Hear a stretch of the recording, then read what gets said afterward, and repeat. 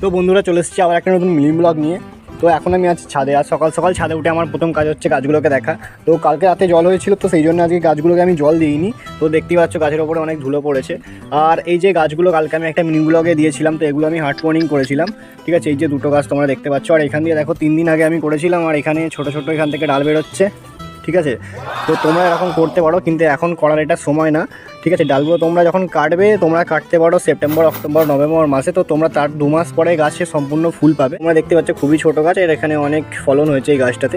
আর এই গাছটা যখন একটু ছোটো ছোটো নার্সারি থেকে আমি এনেছিলাম, তো এখানে দেখতেই পাচ্ছ গাছটাতে লঙ্কা হয়েছে কীরকম সাইজে, মানে আমার এই যে আঙুল আছে, আঙুলের থেকেও বড় বড় সাইজের লঙ্কা হয়েছে।